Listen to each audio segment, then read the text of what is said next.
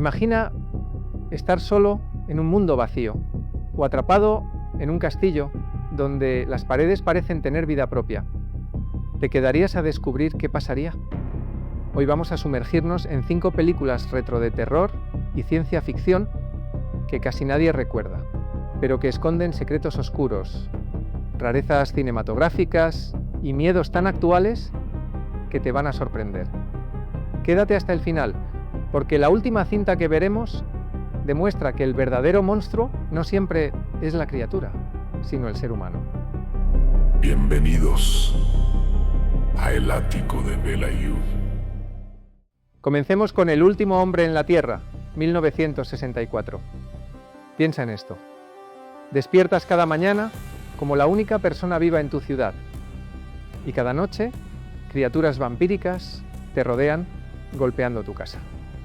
Ese es el infierno de Vincent Price, en la primera adaptación de Soy Leyenda. Pero lo más inquietante no son los monstruos, sino la soledad absoluta, el ritual de enterrar cadáveres día tras día, la rutina que se convierte en locura. Y aquí viene lo sorprendente. Esta película, filmada en Italia, con bajo presupuesto, fue la que inspiró directamente a George Romero para crear La Noche de los Muertos Vivientes. ¿Qué significa eso? Que sin esta joya olvidada, quizás los zombies modernos no existirían como los conocemos. De la desolación pasamos a lo gótico, con El Castillo de las Pesadillas, 1941. Una mansión antigua, pasillos interminables y un secreto que se esconde tras cada puerta. Lo que atrapa aquí es cómo la película convierte el espacio mismo en un enemigo. Un lugar que respira, que engaña, que atrapa. ¿Sabías que muchas escenas se rodaron en sets reciclados de otras producciones? Eso le da un aire extraño, casi como si el castillo estuviera hecho de recuerdos fantasmales de otras películas. Pero lo más perturbador es que anticipa el terror de casas embrujadas décadas antes de que se hiciera popular. Y dime, ¿no es inquietante pensar que una casa pueda ser más letal que cualquier asesino? Viajemos ahora al Caribe con El Rey de los Zombies, 1941. Olvídate de los muertos vivientes caníbales. Aquí los zombies son esclavos creados por vudú, controlados por un maestro cruel. Lo impactante es que esta fue una de las primeras películas en incluir a un actor afroamericano en un papel cómico dentro del género de terror, el gran Mantan Moreland, cuya presencia roba la atención. Pero detrás de la comedia ligera, lo que la cinta muestra es un terror colonial, europeos dominando cuerpos y almas en territorios exóticos. Y aquí está el golpe. Aunque parece una simple serie B, está reflejando los miedos raciales y políticos de su época.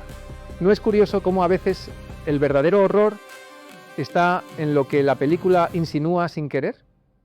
De la magia pasamos al cosmos con Asesinos del Espacio, 1954. Un científico sobrevive a un accidente y regresa con un comportamiento extraño, hasta que descubrimos la verdad. Fue secuestrado por alienígenas con ojos enormes que planean destruirnos. Puede que hoy esas criaturas nos parezcan ridículas, pero en los años 50 simbolizaban un miedo brutal.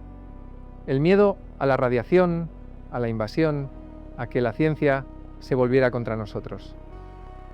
Lo más escalofriante es que los alienígenas planeaban usar insectos gigantes, aumentados por energía nuclear, para acabar con la humanidad. Una idea absurda, pero muy cercana a la paranoia real de una época que vivía bajo la amenaza atómica. Y para terminar, nos vamos a los pantanos con El ataque de las sanguijuelas gigantes, 1959.